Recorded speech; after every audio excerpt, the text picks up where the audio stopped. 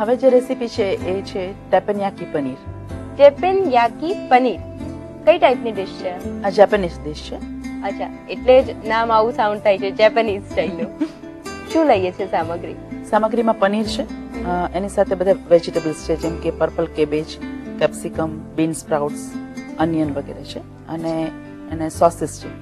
Okay, અને કેટલો સમય લાગે છે બનાવતા? 10 મિનિટ. કઈ ટાઈપની વાનગી છે, શું ખાસિયત છે એની?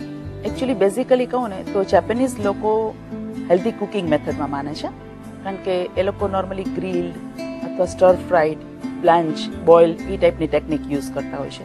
તો અત્યારે આપણે લઈશું સ્ટર ફ્રાઈ છે. ઓકે, એટલે એક સરસ મજાની સ્ટર ફ્રાઈડ વાનગી બનવા જઈ રહી છે, તો શીખવી દો. હા, ચાલુ કરી દઈએ. સૌથી પહેલા આપણે પનીરને મેરિનેટ કરવાનું છે. એક બાઉલ લેશું લીપી. આ પનીરના ક્યુબ્સ છે એ લેશું. એની અંદર 1 ટીસ્પૂન સોયા સોસ છે એ આપણે એડ કરશું. પનીરના મોટા મોટા પીસીસ લીધા છે.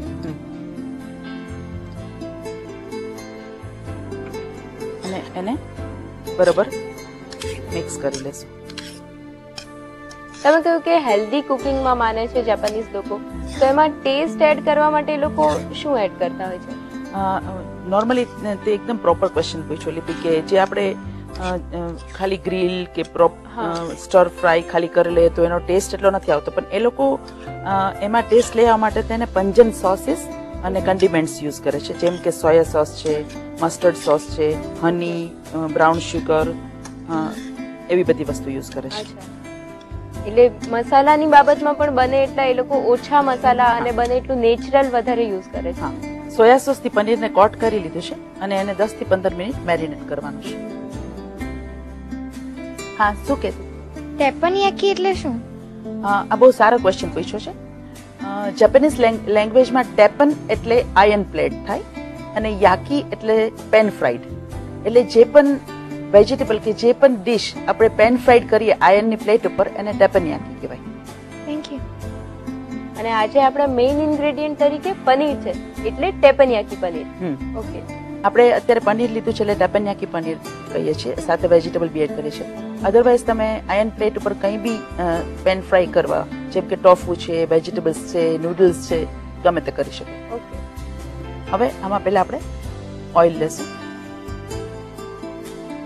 લગભગ 2 ટેબલસ્પૂન જેટલું. ટેપેનિયાકી એક જાપાનીઝ વર્ડ છે અને જાપાનમાં ટેપેનિયાકી રેસ્ટોરન્ટ બહુ જ ફેમસ છે. એટલે એમ કે ત્યાં ઘણી બધી આવી ટેપેનિયાકી રેસ્ટોરન્ટ હોય છે, જ્યાં બેઝિકલી જ્યારે ગેસ્ટ આવે રેસ્ટોરન્ટમાં ડિનર લેવા, ત્યાં એના ટેબલ ઉપર જ આયર્ન પ્લેટ હોય છે, હોટ પ્લેટ. ઓકે, અને શેફ એની સામે જ કુકિંગ કરે છે. રાઈટ. ઘણા બધા હોલિવૂડના મૂવીઝમાં આ વસ્તુ યુઝ થતી હોય છે, ક્યાંક જોયેલી છે. અને બીજું કે આ કુકિંગ કરતા કરતા એ લોકોની જે કુકિંગ સ્ટાઇલ છે એમાં એ લોકો યુટેન્સિલ્સ ને કેચ ને થ્રો કરીને ગેસ્ટ ને એન્ટરટેન કરે છે. હા, એટલે એકદમ લાઈવ કુકિંગ થાય છે. તેલ ગરમ થઈ ગયું છે. હવે એની અંદર પેલા અનિયન સ્લાઇસ નાખશું, એટલે ડુંગળીની પતલી સ્લાઇસ કરેલી છે. એક ડુંગળી લેશું આપણે.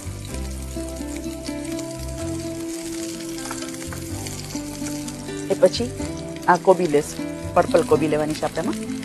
એ લગભગ અડધા કપ જેટલી. અવેલેબલ ના હોય તો નોર્મલ કોબી લઈ શકીએ? હા, લઈ શકીએ.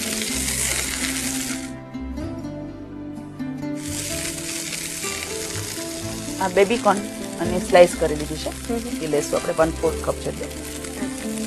બધા વેજીટેબલ કાચા જ લઈએ છીએ? હા, મેં કીધું ને એમ એ લોકો હેલ્ધી કુકિંગ મેથડમાં માને છે, એટલે એમાં બને ત્યાં સુધી રો વેજીટેબલ્સના વાઇટામિન્સ જળવાઈ રહે એના માટે એ લોકો સ્ટર ફ્રાય કરે. તો સ્ટર ફ્રાયમાં વાઇટામિન્સ એવા ને વારે છે. અચ્છા. હવે એની અંદર ગાજરની સ્લાઇસ, એ પણ લગભગ 1/4 કપ જેટલી લેશું. એકદમ પતલી પતલી સ્લાઇસ લીધી.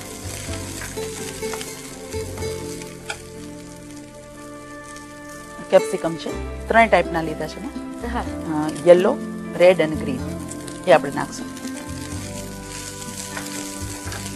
થોડા મોડા નાખવાનું કારણ એ કે એ જલ્દી કુક થઈ જાય છે. ઓકે.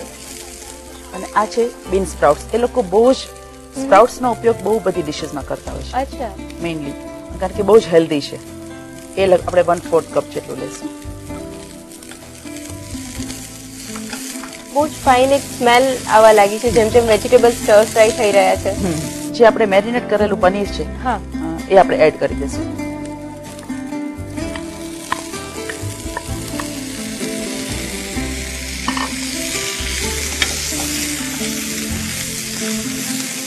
વેજીટેબલ જે લીધા છે એ બધા જ પાતળા અને નાના કટ કર્યા છે, અને પનીર છે એના એકદમ મોટા પીસીસ લીધા છે. હા, પનીરના મીડિયમ પીસીસ છે, પણ પનીર એકચ્યુઅલી એને બહુ કુક કરવાની જરૂર જ નથી. બરાબર. વેજીટેબલને આપણે થોડા ક્રન્ચી રાખવાના છે, પણ થોડા કુક કરવાના છે. ઓકે. હવે આને આપણે 1 કે 2 મિનિટ સ્ટર ફ્રાય કરી લઈએ. અચ્છા, તો એટલી વારમાં એક જરૂરી કામ કરી લઈએ. શ્યોર. હમણાં જ મળીએ એક નાનકડા બ્રેક બાદ.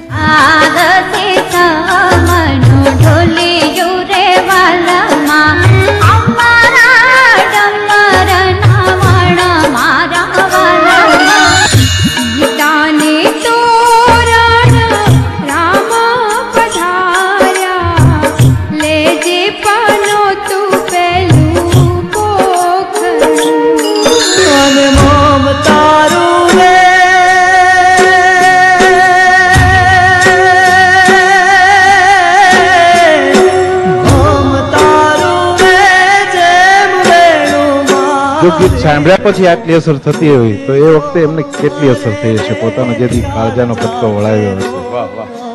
ઉમેશ દોસ્ત, આજ ત્યાં આપણા નિર્ણાયક શ્રી તૃપ્તિબેનને રોવરાવી દીધા છે. જેકે લક્ષ્મી સિમેન્ટ લોકગાયક ગુજરાત શનિવાર અને રવિવાર સાંજે 7:30 વાગે અને પુનઃ પ્રસારણ બુધવાર અને ગુરુવાર રાત્રે 9:30 વાગે. Radio partner big FM. જેકે લક્ષ્મી સિમેન્ટ લોકગાયક ગુજરાત પ્રસ્તુત કરતા છે જેકે લક્ષ્મી સિમેન્ટ, મજબૂતી ગેરંટીડ. સહ પ્રાયોજક છે વધુ ઉત્પાદનનું સાચું કારણ ઉર્મી સીડ્સના બિયારણ. પ્રસંગનું ઉમંગ, તહેવારની પરંપરા એટલે સુકૂન શુદ્ધ.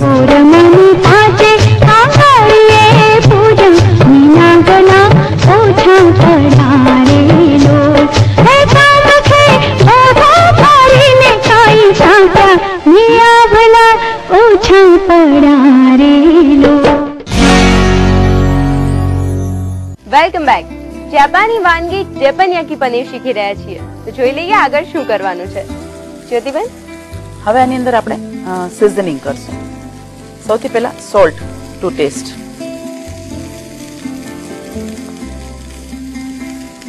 આ બ્રાઉન શુગર છે,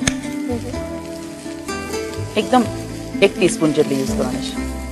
આપણે નોર્મલી અહીંયા જાપાનીઝ કે ચાઇનીઝ વાનગી આપણે બહુ સ્પાઇસી ને એવું બનાવતા હોય છે, પણ નોર્મલી એ વાનગીઓ બહુ માઇલ્ડ અને બ્લેન્ડ ટાઈપની હોય છે. અચ્છા, બ્રાઉન શુગર જ શા માટે લઈએ છે? હા, એ લોકો નોર્મલ શુગર કરતા બ્રાઉન શુગર અને કેસ્ટર શુગરનો વધારે યુઝ કરે છે, અને બ્રાઉન શુગર થી એક તો કલરમાં પણ પેલું થાય છે અને વધારે હેલ્ધી છે રેગ્યુલર શુગર કરતા.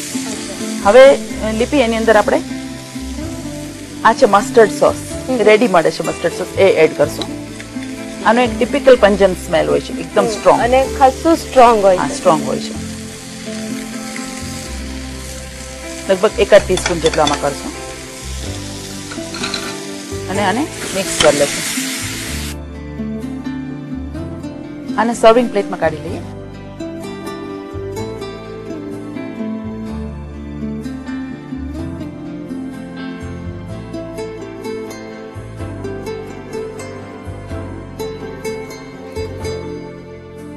તો લીપી 5 સ્ટાર મેનુની આ ચોથી રેસીપી ટેપનયાકી પનીર રેડી છે. જેમ મેં પહેલા પણ કીધું એમ જાપાનીઝ લોકો નેચરલ એટલે કે હેલ્ધી કુકિંગ મેથડમાં માને છે. આપણે આ સ્ટર ફ્રાય કરેલું છે અને આયર્ન પ્લેટ ઉપર ખાસ કરીને લોકો કરે છે. અને આની અંદર આપણે સોસીસમાં જે બધા લીધા છે એવી રીતના ડિફરન્ટ બીજા સોસીસ પણ એ લોકો યુઝ કરતા હોય છે અલગ અલગ. તો તૈયાર છે ટેપનયાકી પનીર.